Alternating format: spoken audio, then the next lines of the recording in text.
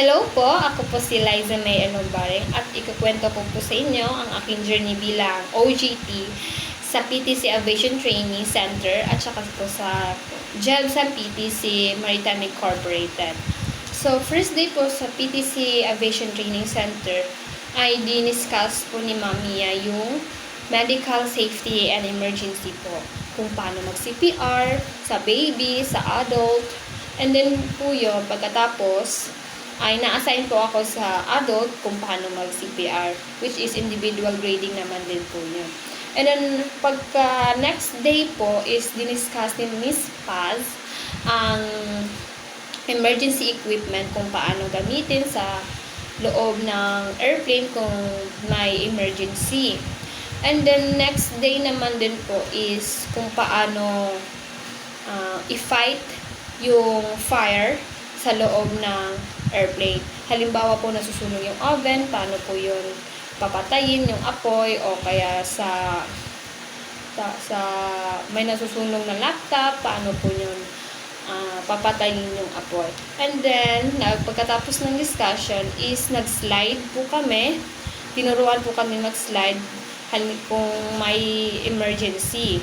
So, noon po, gandang experience po nun. Kahit na kinakabahan kaming lahat kasi napakataas po ng slide doon. And then, pagka next day po is tinuruan naman din po kami ni Mamiya kung paano mag-serve ng food sa mga customers sa loob ng airplane. Kung paano po i-proper deliver po yung mga food sa loob ng airplane po. At pagkatapos po ng discussion na yon, si Ma'am Janet Soler naman po ay tinuruan kami ng pose and posture po. Kung paano po umupo ng proper during interview o paano po yung proper seating po ng isang flight attendant po.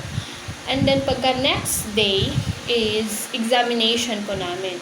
So noon, lahat ng diniscuss nila simula nung online class hanggang sa pagkatapos ng aming discussion ay in-exam po kami nun. And after that, culminating activity naman po.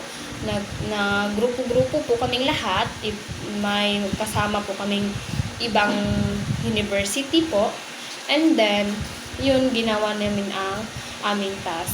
And kami po ang group 1, so hindi po namin alam kung ano ang scenario nun. So pagkatapos po nun, doon po namin nalaman na ang aming scenario is may blind passenger po kami. May isang bulag na passenger po.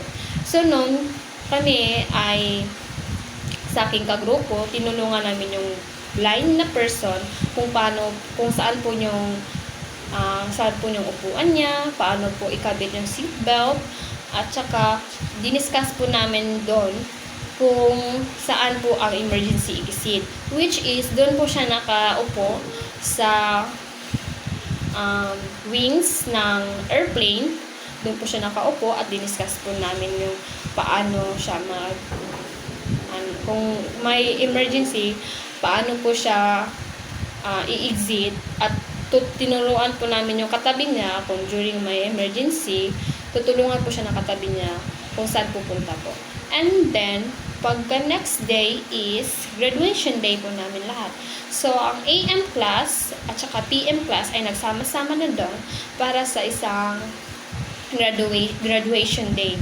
Which is, kami pong JRMSU is PM class po kami lahat. So, yung ibang university po, yung STI po ata yun, is pang PM po sila, tsaka doon na po kami nagsama-sama nakikita-kita during graduation day.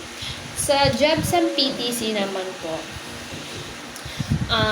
inoriented po kami ni Ma'am Gemma sa JEBSAM PTC Maritime Incorporated po. And then after orientation po is dinistribute na kami isa-isa kung saan kami ma-assign na department. So, ako po, na-assign po ako sa ship management kay Ma'am Cecil Mendoza, at napakabait po na mga katrabaho po niya do, mga co-workers po niya do, which is mga kapitan po sa mga barko. Mga kapitan po sa different ship po. And then, pagkatapos na pinakilala ko ni Ma'am Gemma, in-interview naman ako ni Ma'am Cecil kung paano ang aking gagawin sa loob ng 100 hours ko po. Ano po ang dapat kong gawin, ano po ang dapat kong matutunan. And then, napakasaya ko po nun kasi may isang Bisaya po, si Sir Bernard. Ano po siya, taga-Shokon po siya, kapitan po siya ng barko. So, masaya po ako kasi may nakasama akong Bisaya naman po. So, hindi ako mahihirapan everyday na mag-Tagalog po. And then, pagkabukas po nun, binigyan na ako ni Ma'am Cecil ng gawain kung paano gagawin, which is encoding po. Encode lang po ako ng encode, and then may binibigay siya mga papers na para i-encode ko. After po nun, may mga kapitan po sa barko na galing barko, bababa po sila, and then may fini-fill up po sila na form, and after that, pagkatapos nilang mag-fill up ng form, ibinibigay nila sa akin yung papers para ma-encode ko naman at saka ma-email ko naman kay Ma'am Cecil yung in-encode ko po. At sa tatlong bagay na natutunan ko po sa PTC Aviation Training po is kung paano makipag-corporate po sa mga kasama, kung paano po makahalubilo sa mga kasama po. Kasi iba't iba po kami talaga ng university. Kami po Bisaya, may mga parang ibang language din yung ibang university, may Tagalog, may English, ganun po. So, ang natutunan ko po is maging friendly lang po, maging positive lang po. At saka, dapat yung mga task na pinapagawa sa amin ay dapat po kakayanin talaga. Sa Jebsen PTC naman din po, ang mahalagang natutunan ko po dun is yung paano mag-encode ng tama po. Dapat walang mali-mali. Kasi pag may mali, ikaw talaga yung may kasalanan. Ba't may mali? At saka po, bawal po ipagsabi sa mga ibang tao or sa mga ka-OGT ko kung ano ang ginagawa ko. Kasi yun po ay pinaka-importante na details po na kami-kami lang po yung nakakaalam ng mga ginagawa namin sa loob ng office po. And then, sa practicum po na experience ko is napaka-memorable po, lalo-lalo na sa PTC Aviation Training po. Kasi po doon mo malalaman na ay may bago na naman akong friends kasi yun, may bago ko nakilala na taga-ibang university. Tsaka po napaka-memorable po ng mga lahat ng ginagawa po namin doon. And then sa Jebsen naman, napaka-memorable po, lalong-lalo na yung mga kasama ko sa loob ng office po kasi panay po sila bigay ng pagkain sa akin. Halos po every hour po sila binibigyan po nila ako ng foods para po hindi po antokin kasi marami nga po akong ini-encode, marami po akong sinusulat, ini-scan, ini-email. So dapat po, yun, binibigyan po nila ako ng foods para hindi po ako ma-antok. At saka hindi po ako maboring sa aking ginagawa. So, lahat po nun napaka-memorable po. Lalo-lalo na sa mga pinapakita nila na good vibes sa akin. Sa kanyang mga kulitan, mga kwentuhan. Yun po.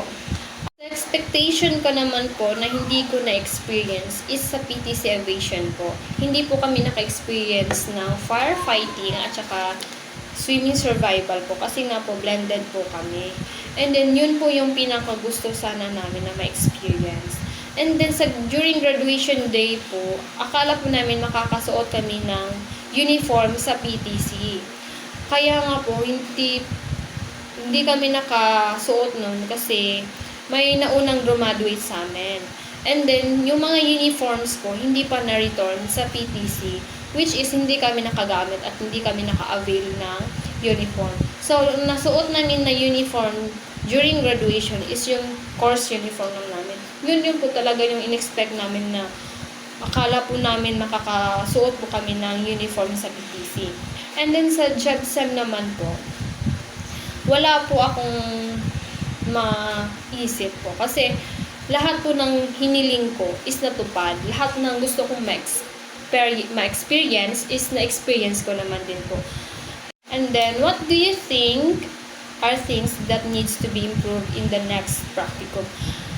next practicum po, I think wala na po kasi graduating na po kami. So, ano na lang po sa magiging soon na stable job namin or soon future job namin is yung sana mas marami pang mga mabubuting tao na tumulong sa amin. And then, sana po, marami pang makikilalang iba't ibang tao na magiging friend mo po. And then, dapat positive lang po talaga at sasabayan ng pagdasal kay God. Hihingi po tayo ng gabay kay God. And then, dapat happy lang. Dapat po happy lang at positive po. Yun lang po. Thank you!